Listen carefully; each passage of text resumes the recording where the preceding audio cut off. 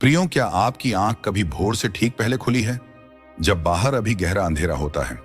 घड़ी शायद 3 या 4 के आसपास होती है। पूरा घर शांत होता है, लेकिन आपकी नींद अचानक टूट जाती है। अधिकतर लोग इसे सामान्य समझकर फिर से सो जाते हैं, लेकिन बाइबल हमें एक अलग दृष्टि देती है। रात का अंतिम पहर, वह समय जब अंधकार अपनी आखिरी सीमा पर होता है और प्रकाश आने ही वाला होता है। बाइबल में यह समय साधारण नहीं माना गया। जब हम पवित्र शास्त्र को ध्यान से पढ़ते हैं तो पाते हैं कि भोर का समय अक्सर परमेश्वर के हस्तक्षेप का समय रहा है। जब प्रभु यीशु तूफान में घिरे शिष्यों के पास आए, वह रात का अंतिम पहर था। जब दाऊद ने कहा, हे प्रभु, भोर को मेरी वाणी सुन, वह भी प्रातः काल की पुकार थी। और बाइबल बताती है कि प्रभु यीशु स्वयं भी भोर होने से पहले उठकर एकांत स्थान में प्रार्थना करते थे। यह संयोग नहीं है। भोर का समय स्वर्ग के कैलेंडर में एक विशेष घड़ी है। यह वह क्षण है जब अंधकार टूटने ही वाला होता है, जब नई शुरुआत की घोषणा होने वाली होती है, जब एक दिन समाप्त नहीं बल्कि एक नया दिन जन्म ले रहा होता है। और ठीक इसी समय की गई मौन प्रार्थना सबसे शक्तिशाली मानी जाती है। आज के इस वीडियो में हम यही अंतिम पहर की मौन प्रार्थना आपको बताने वाले हैं।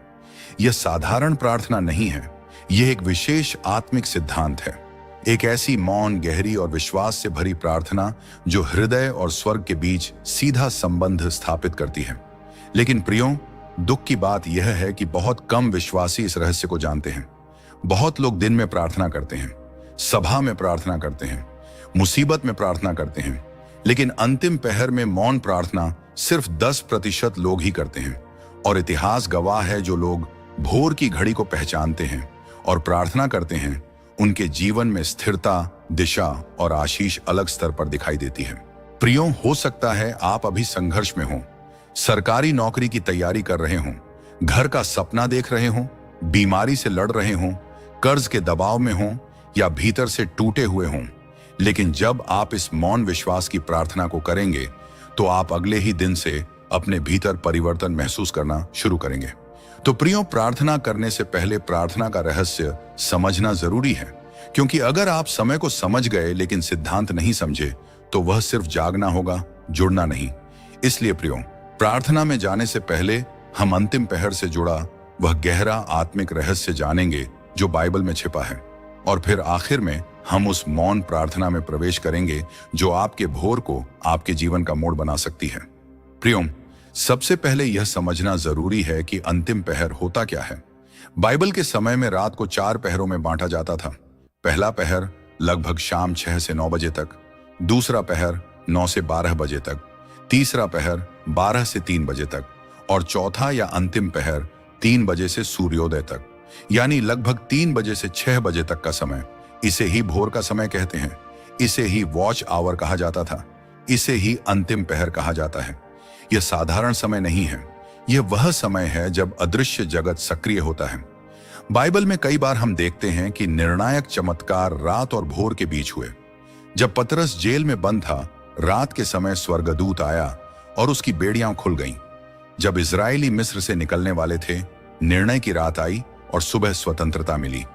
जब यीशु कब्र में थे, अंधेरा था, लेकिन भोर होते होते पत्थर लुढ़क चुका था। प्रियों, अंतिम पहर वह समय है जब स्वर्ग निर्णय करता है कि अब अंधकार हटेगा।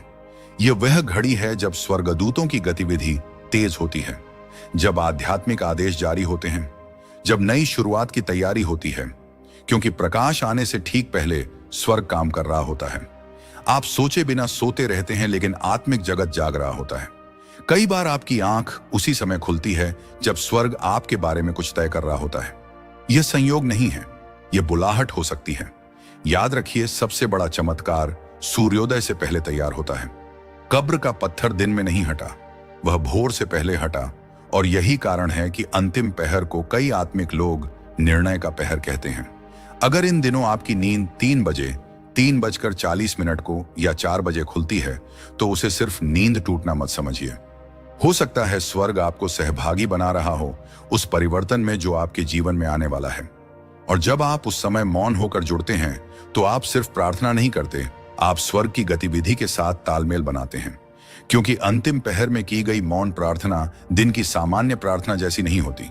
वह आदेश बनती है, वह घोषणा बनती है। वह परिवर्तन की शुरुआत बनती है। प्रियो, भोर के इस रहस्य को आप समझ गए होंगे। भोर में आंख खुलती है तो वह सिर्फ नींद टूटना नहीं होता, कई बार वह एक बुलाहट होती है। लेकिन सिर्फ जागना पर्याप्त नहीं है, सही तरीके से जुड़ना जरूरी है। और अब मैं आपको बताने वाला हूं कि उस अंतिम पहर में बिस्तर पर लेटे हुए कैसी यह मौन प्रार्थना करनी है। इसे ध्यान से सुनिए, क्योंकि यही वह हिस्सा है जहां से बदलाव शुरू होता है। प्रियो, जब भी भोर के अंतिम पहर में आपकी आंख खुले तो तुरंत उठना नहीं है, भागना नहीं है, घबराना नहीं है। वहीं बिस्तर पर शांत लेटे रहिए, आंखें बंद, शरीर स्थिर, सांस सामान्य। अब सबसे पहले अपने मन को शांत कीजिए। 2 से 3 गहरी सांस लीजिए और मन ही मन कहिए, प्रभु मैं आपके सामने उपस्थित हूं। बस अब शुरू होता है असली रहस्य। हमें भोर की इस मौन प्रार्थना में मांगना नहीं होता, बल्कि धन्यवाद देना होता है। अधिकतर लोग क्या करते हैं? प्रभु मुझे नौकरी दे दो, प्रभु मेरा कर्ज उतार दो, प्रभु मुझे चंगा कर दो। लेकिन अंतिम पहर की मौन प्रार्थना में आप मांगते नहीं, आप ऐसे धन्यवाद देते हैं जैसे वह काम पहले ही हो चुका है। आप सोच रहे होते हैं, ऐसा क्यों? क्योंकि बाइबल कहती है, जो कुछ तुम प्रार्थना में मांगते हो विश्वास करो कि वह तुम्हें मिल गया है और वह तुम्हारा होगा। प्रियो, ध्यान दीजिए, मिल गया है, यही विश्वास का स्तर है। मान लीजिए आपको सरकारी नौकरी चाहिए, तो ऐसे मत कहिए कि प्रभु मेरी नौकरी लगवा दो, बल्कि मन में शांति से कहिए, धन्यवाद प्रभु, आपने मुझे मेरी मनचाही सरकारी नौकरी दे दी है, मैं आपका आभारी हूं। फिर 10 से 15 सेकंड के लिए अपने आप को उस नौकरी में देखिए। अपने नाम का अपॉइंटमेंट लेटर इमेजिन कीजिए, अपने परिवार के चेहरे पर खुशी इमेजिन कीजिए, अपने दिल में राहत महसूस कीजिए जैसे सच में हो चुका है। अगर आप कर्ज में हैं तो मन में कहिए, धन्यवाद प्रभु, मैं पूरी तरह कर्ज से मुक्त हूं, मेरे ऊपर कोई बोझ नहीं है। और महसूस कीजिए जैसे सच में बोझ उतर गया है। अगर बीमारी है तो ये मत कहिए कि प्रभु मेरी बीमारी ठीक कर दो, बल्कि कहिए, धन्यवाद प्रभु, आपने मुझे पूर्ण स्वस्थ कर दिया है, मेरे शरीर में नई शक्ति है। और अपने आप को स्वस्थ चलते हुए देखिए। प्रियो, जब आप अंतिम पहर में मौन होकर धन्यवाद देते हैं तो सिर्फ शब्द मत बोलिए। जो भी आपकी इच्छा है, नौकरी, कर्ज से मुक्ति, स्वास्थ्य, घर, व्यापार, संतान या कोई भी गहरी मनोकामना, उसके लिए ऐसे धन्यवाद दीजिए जैसे परमेश्वर ने वह कार्य पहले ही पूरा कर दिया है। मन में कहिए, धन्यवाद प्रभु, आपने यह कार्य मेरे जीवन में पूरा कर दिया है, मैं आपका आभारी हूं। और फिर उसे महसूस कीजिए, सिर्फ कल्पना नहीं, अनुभव कीजिए जैसे सच में वह हो चुका है, जैसे वह खुशी अब आपके जीवन का हिस्सा है, जैसे वह बोझ हट चुका है। आपके भीतर राहत आनी चाहिए, शांति आनी चाहिए, विश्वास स्थिर होना चाहिए। प्रियो, रहस्य यहीं खत्म नहीं होता। दिन में जब भी आपके मन में नौकरी का विचार आए, कर्ज का विचार आए, बीमारी का डर आए या आपकी किसी इच्छा को लेकर चिंता उठे, तो ये मत सोचिए अभी तो हुआ नहीं, पता नहीं होगा भी या नहीं। उसी क्षण अपने विचार को पकड़िए और उसे बदल दीजिए।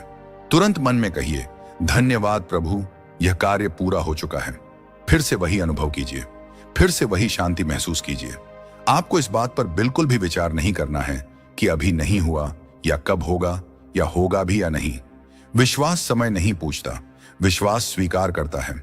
आपका काम है हर बार धन्यवाद देना, हर बार पूरा हुआ मानना, हर बार शांति में रहना, जब तक कि बाहरी परिस्थिति आपके अंदर के विश्वास से मेल न खा ले। प्रियो, अंतिम पहर की मौन प्रार्थना सिर्फ 3 मिनट की क्रिया नहीं है, ये एक विश्वास की स्थिति है।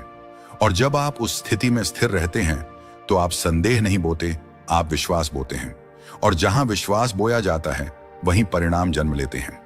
हो सकता है आज तक आपने कई प्रार्थनाएं की हों, रोकर की हों, मांगकर की हों, लंबे शब्दों में की हों, लेकिन आज आपने एक अलग रहस्य जाना है।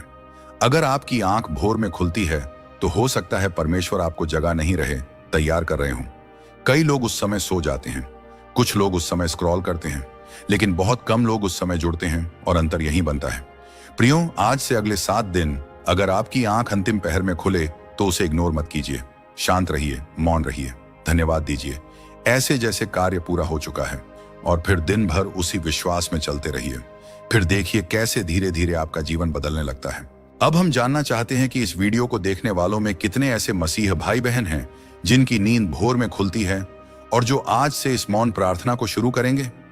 अगर आपकी भी नींद अंतिम पहर में खुलती है तो वीडियो को लाइक कीजिए और कमेंट में आमीन लिखिए, ताकि हम जान सकें कि कितने लोग जागने के लिए तैयार हैं। और याद रखिए, भोर में जो जागता है वही अपने जीवन की दिशा बदलता है। हो सकता है आपकी अगली भोर आपकी गवाही बन जाए। मिलते हैं अगले दिव्य वीडियो में। प्रभु यीशु आप सभी को आशीष दें। आमीन।